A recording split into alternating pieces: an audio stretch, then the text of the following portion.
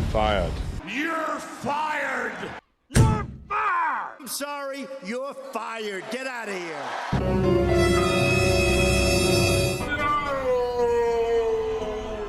Hey truckers, we will be discussing the reasons why truck drivers get fired. Watch out for this information and secure your trucking job now.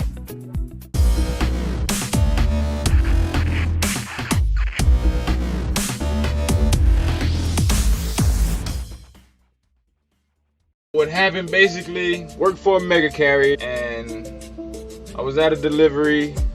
I was backing up, noticed I couldn't get into the place and I stopped, got out, went and looked and said, yeah, I can't get in this place, and didn't know that I had hit the building. And basically they said I didn't report it, so we gotta part ways with you. And the crazy thing about it is, dude, the manager, he's like, oh, I backed a couple trucks before and you can tell when you hit something. Yeah, he right, you can tell when you hit something. But if you know something is there and you're backing slow, trying to get as close as you can to it, or trying to back slow to where you see that you get close to it, you can stop. And basically that's what I did. I stopped right before I hit the shit. I know I didn't hit it. But I guess, I don't know, dude called the company. He was like, hey, one of you guys hit the little awning of a building and it's minor, but yeah, he hit it. And they called me and I was like, I don't remember hitting the building. And if I did, I would have said something.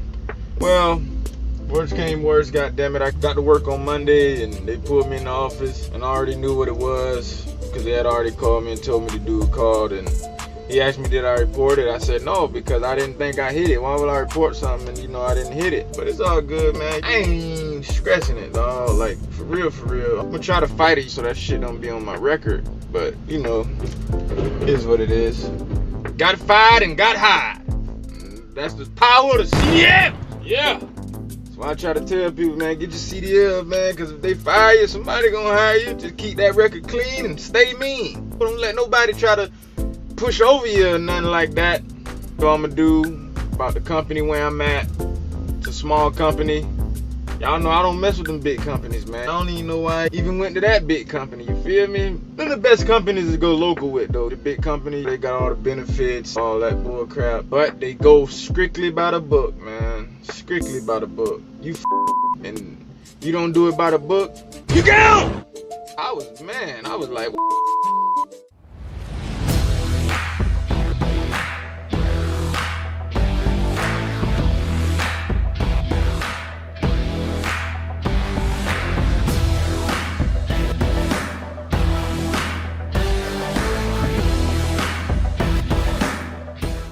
So I got kind of cocky and I didn't really study my pre-trip. Oh god, this is so embarrassing, dude. No, because the only other time you do a thorough pre-trip like this is if you're gonna get canned, and safety is doing a pre-trip with you. The last time I did an in-depth pre-trip like this, or with DOT maybe, was 2.5 years ago. So I got cocky, I got ahead of myself. I thought I didn't have to study, and I forgot what the P and the S stood for on the air gauge, right? They said, all right, what are these two air gauges for? And I said, these are obviously for your air brakes. He said, wrong. He said, and then he gave me like 20 chances. I was like, well, the other thing that takes air on this truck is your airbags and your air brakes. I don't know what else takes air besides the air conditioning or whatever, right? And he said, no, this is for your air tank, your primary and your secondary air tank. That's not exactly what he gave me another chance after that.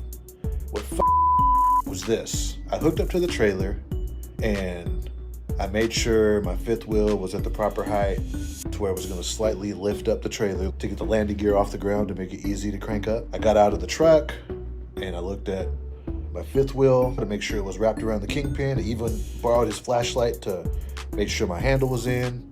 And I did forget to do a tug test. I was literally about to go in and do a tug test. But first, at England, I never really did tug test. I would always hook up to the trailer and get out and look at the fifth wheel. That's what I would do.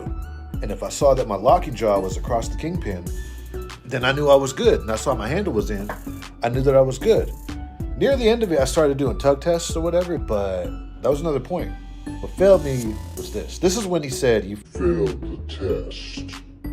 Okay. I hooked up my electrical line from my tractor to the trailer and had my 4-way flashers on. And then I saw that on the trailer, how the left side wouldn't be flashing, but the passenger side wood or vice versa, and had to go to the shop to get it fixed before I head out on the highway. That's what happened with this trailer. All of my lights should be amber all around except for the rear, which should be red, and I should have my headlights and my high beams working as well. And I have my flashers on, and I said 20 times, okay, this left side, it's not flashing, right? This turn signal is not working. It's illuminated, but it's not flashing. And I got my four-ways on. And then I went to the rear, and I checked the turn signals in the back, the red ones, on the top and the bottom, and they weren't flashing. The right side was, the passenger side was, the driver's side wasn't. And I repeated this 20 times because I was trying to fix it. I turned off the four-ways, and I tried to just do the turn signal, turn the lights on and off, and for some reason it just wasn't working. And then I opened up the door. I completed the whole pre-trip in detail, right, as he said. And he was like, okay, so are we good to go? Are we ready to go drive? And I asked him, well, that's up to you. He said, well, I got bad news. You just failed the test. He said, I asked you if we're good to go drive, and you said yes. And we have flashers on the left side of the trailer that aren't working, and you just said that we're good to go drive, so you failed the test. And that's obviously not what I said. I said, it's up to you. Then when he said that, I was like, well, yeah, because before we leave the yard, it's Martin policy that we go through the shop and get a pre-trip done at the shop before we head out. That's their policy. Before you leave a Martin yard, you're supposed to take your unit, your tractor, and your trailer, your combo through the shop so they can check it out to lower, just to keep the CSA scores in check, right? And I told him, yeah, well, yeah, when we leave, we're going to go through the shop. So they're going to fix it. He said, no, that's not what you said. You said we're good to go. So you failed the test.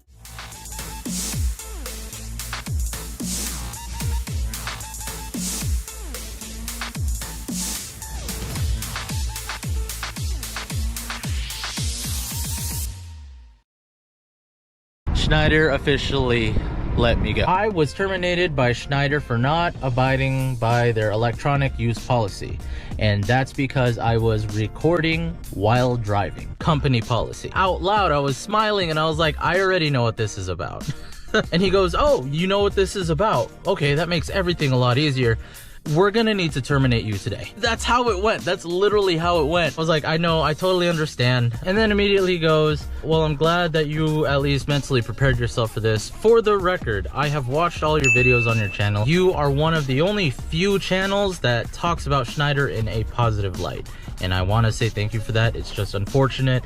Rules are rules and we have to enforce them. And so here's the thing, it's not just recording while driving, it's interacting with the camera while driving. The operations manager had said, if you had mounted a camera on your windshield or your dashboard, recorded without interacting with the camera, and then added commentary after, that would have been completely acceptable. But because of the fact that you had it mounted on your head and you were interacting with the camera while driving, that broke the policy rules. And I know there's some of you guys that commented on my videos before that had said, Tiki, just delete your channel, delete your videos, so that way Schneider doesn't have proof of anything you're doing, and just start fresh, save your career, just delete everything.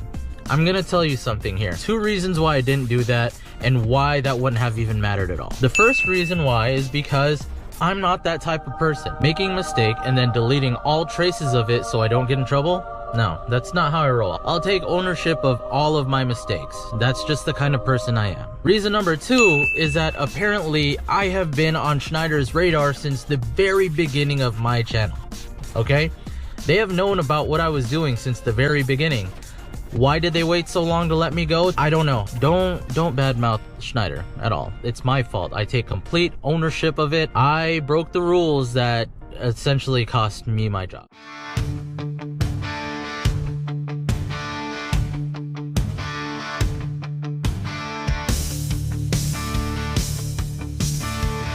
The insurance company completely dropped the company that we were working for. And therefore, none of us are basically able to get insured anymore. Man, this company is so small, dude. This company only has 3 trucks. One of the trucks, it was me and Javon team driving on that truck. One of the owners, he was operating one of the trucks. And then the 3rd truck, there's another YouTuber out there. His name is Bobby Reach. Me and Javon, we were supposed to be off for only 4 days and then go back again straight to work. And then right before we actually came home, I got a call from one of the owners to tell me that our stay at home had to get extended for a full entire week. And so, okay, I was like, all right, whatever. Okay, cool. And then right before that week was over, I got another call back again from that same owner to tell me that me and Javon are quote unquote fired. And so I'm like, what happened? And then I started asking him, what was going on. He ended up telling me that one of our drivers got into an accident that cost the insurance company to completely drop the company that we were working for. The insurance that was insuring us, the rookies, all of the rookies under 1 year's experience, which is all of us, basically me, Javon, and even Bobby Reach, we all basically just weren't insured anymore. So I was like, what the And he wouldn't say any names. He didn't want to tell me for legal reasons as well, I'm pretty sure. So he didn't want to mention any names. We were making good money there, man. We were making $3,000 a week each as a team driver. And so again, the owner is not telling me any details in regards to who it was or what exactly happened or what was the accident, but there was an accident involved.